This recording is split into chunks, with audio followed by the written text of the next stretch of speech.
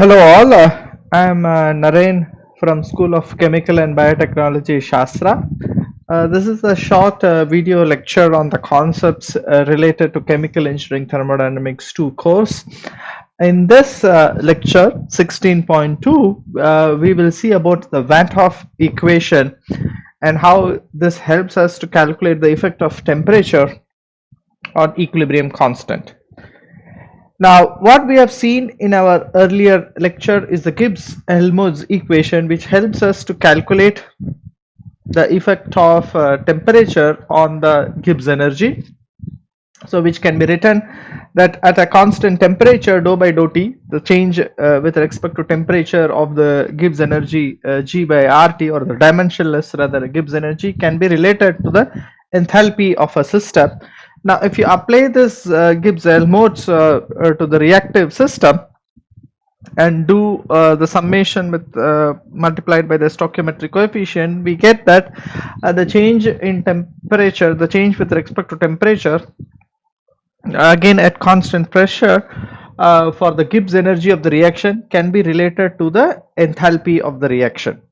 Now, with this we can add the equilibrium criteria, which relates the Gibbs energy of the reaction to the equilibrium constant, and thereby we end up in a relation which says how the equilibrium constant varies with temperature.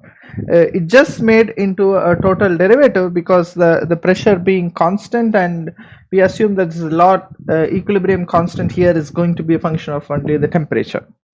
So we will take this relationship now and then try to explore further. So this is the Gibbs-Helmholtz equation that gives Gibbs energy change with respect to the enthalpy, whereas this is the Vant Hoff equation, wherein we have to just do one more assumption with respect to the enthalpy to get the Vant Hoff relation. So we will start with this. That means the change with respect to temperature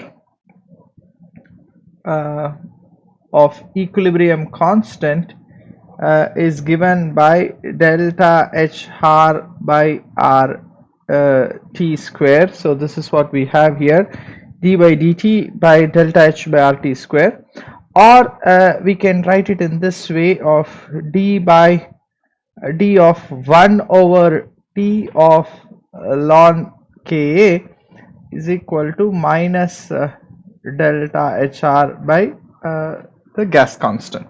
So I have just taken this T square here, so and then made it. So that means I'll just show in this slide. So I have just taken this 1 over T square term into the derivative and then written as delta Hr by r into d of 1 by t, and I have put a negative sign so that this derivative becomes 1 over t square. Now if you observe this expression, right, this, let's say this is analogous to writing dy by dx. So that means in a plot if you have 1 over t versus in the y-axis if you have ln k, the slope is given by this function. So this primarily gives the slope, right, the slope on the plot of ln k versus 1 over t. Now this is 1 over t, so the high temperature is on this side, because when the temperature is high on the Kelvin, 1 over t will be low. So this is actually the high temperature point, and this should be the region of low temperature, right?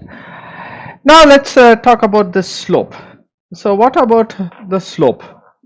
So the slope is given as on this plot is given as minus delta Hr by r.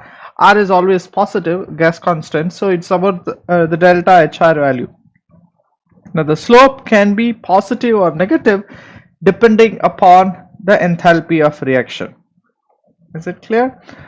So if the enthalpy of reaction is negative, so if the enthalpy of reaction is negative, so that means for exothermic reaction, okay, so delta HR is negative, thereby the slope becomes positive.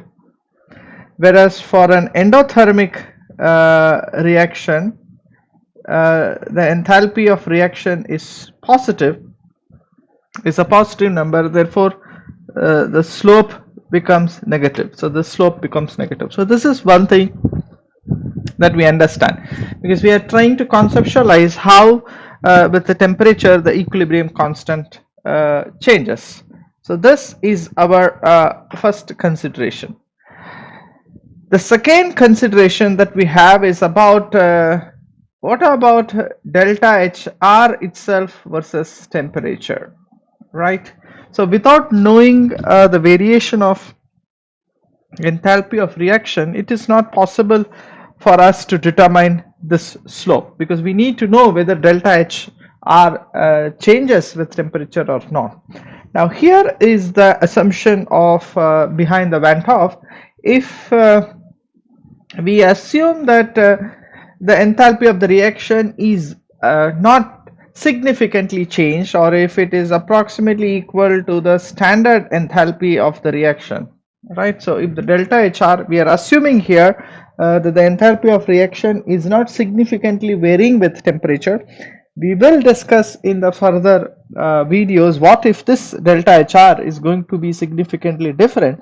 But here Vant Hoff made an assumption that if the delta HR is not going to significantly vary, so if the delta HR can be taken as the standard heat, or the standard, sorry, enthalpy of the reaction. So this is standard enthalpy of reaction. So the standard enthalpy is typically evaluated at 25 degrees Celsius. So if this is the case, then that means this is fixed. So this is a fixed value, so which eventually means this entire slope is now fixed. So that means if the slope is constant, then you will get a linear plot.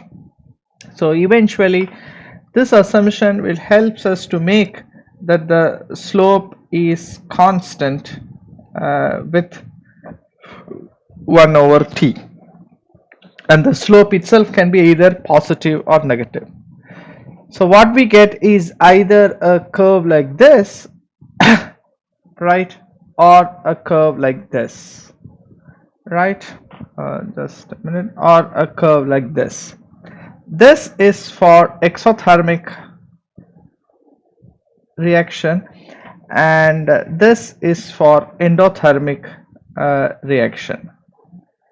Now what we can clearly observe is in exothermic reaction, the slope is positive, the slope is positive, and the second one is as the temperature increases, the equilibrium constant decreases.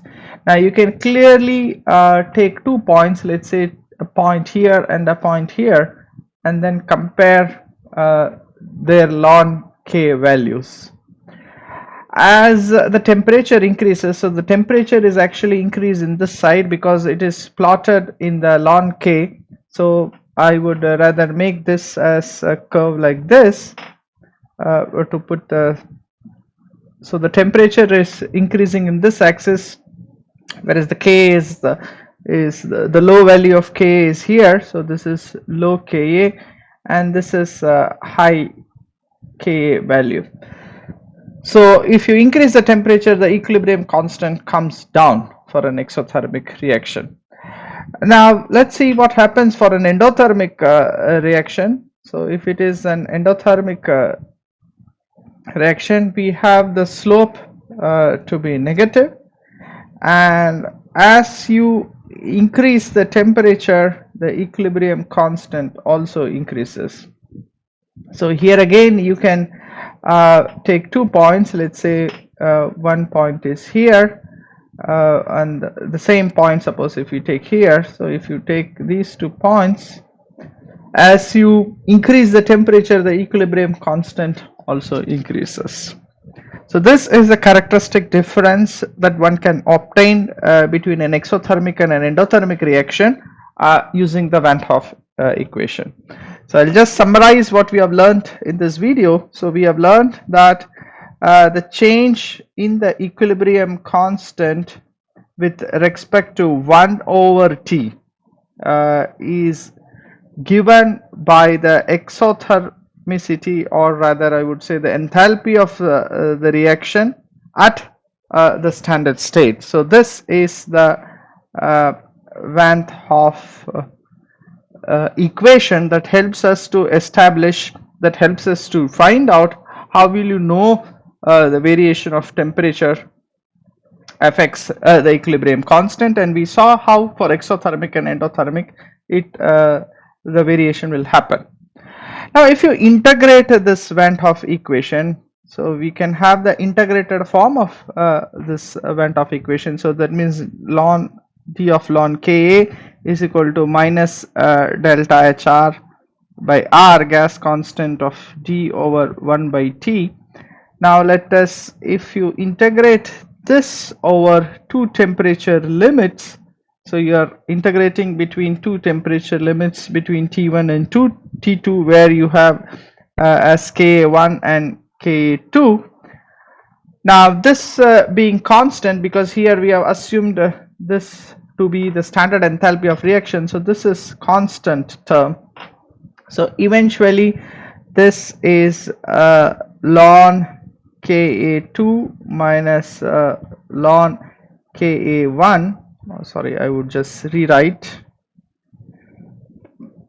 This means ln Ka2 minus ln Ka1 is equal to minus delta Hr naught. This is the standard enthalpy of the reaction by R over 1 by T2 minus 1 by T1. So which means this is ln Ka2 by Ka1 is equal to minus delta Hr naught by R times 1 by T2 minus 1 by T1. So this expression helps you, just a minute. So this expression helps you to calculate equilibrium constant Ka at any temperature, okay, if you know the value, if its value at some other temperature, if its value at any other temperature is known, right? So that means if you know the value of, let's say for example, I know the value of equilibrium constant at T1, then that means it helps you to calculate what is the value of equilibrium constant at T2. So knowing the equilibrium constant at one temperature, it helps you to calculate the equilibrium constant at some other temperature. So this is the utility of the Vant Hoff equation. So I'll stop this video here, and we will continue how to relate the equilibrium constant with respect to pressure in the next series of videos. Thank you for watching this video, and thanks a lot.